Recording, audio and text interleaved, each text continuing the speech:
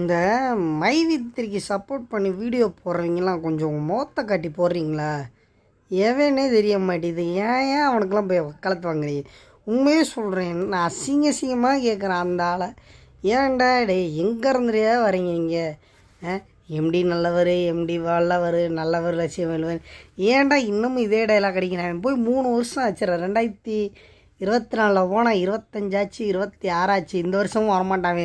எலெக்ஷனுக்கு எப்படியும் வரமாட்டான். சும்மா மார்ச்சில் வந்துடுவான் அவன். அது இதுன்னு ஏன்டா அவனை பற்றி போட்டுக்கிட்டே இருக்கிறீங்க?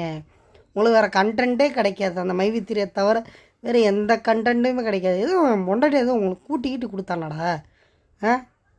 சும்மா அசிங்கமாக வாயில் வருது. ஏன்னா இழந்தவனை பற்றி ஒரு நாய் பேச மாட்டேங்குது. அப்படியெல்லாம் இழந்திருக்காங்களே, இவங்களுக்கு என்ன வழி? அதை பற்றி எங்கெங்கே கேட்டால் மீட்டிங் போட்டாங்கன்னா நியூஸ் பரவுது.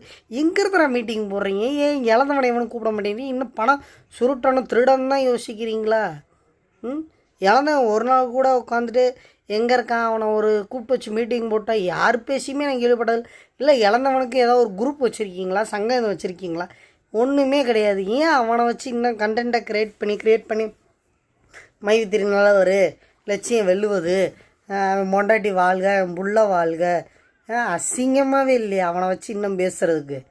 பணத்தை எடுத்திங்கன்னா அதோட மேலே கீழே சாத்திக்கிட்டு போயிருங்க, சரிங்களா? பணத்தை இழந்தவனுக்கு தான் அதோட வலி வேதனைகள் தெரியும். அத்தனை பேரும் பார்த்தா எனக்கு தெரிஞ்ச கிட்டத்தட்ட என்கிட்டயே ஒரு 20-30 பேர்லாம் புலம்பியிருக்கிறாங்க. நான் இத்தனை லட்சம் போட்டேன், இழந்திருக்கேன், அப்படி இப்படின்னு. என்னத்தை வச்சுற நீங்கள்? சும்மா அசிங்கமாக உண்மையே சொல்கிறேன். உங்களால் மரியாதை இல்லாமல் தான் பேசணும். மரியாதையோடையெல்லாம் பேசவே கூடாது. அவனுக்கு சப்போர்ட் பண்ணுற எந்த நாயாக இருந்தாலும் சரி, அந்த நாய் மோத்த காட்டி போடு. நாயின்னு கூட சொல்லக்கூடாது. நாயோட நன்றியோட தானே இருக்கும்.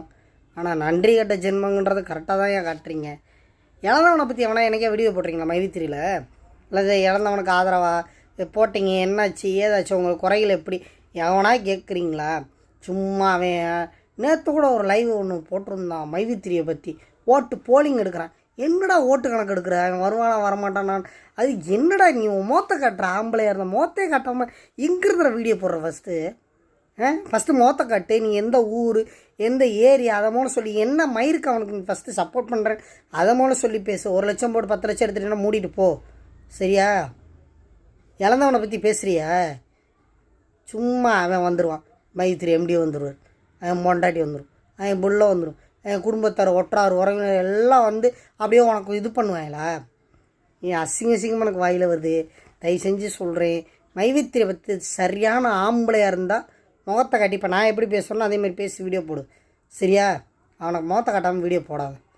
கேவலமாக இருக்குது, அசிங்கமாக இருக்குது. அது பேரே வேறு.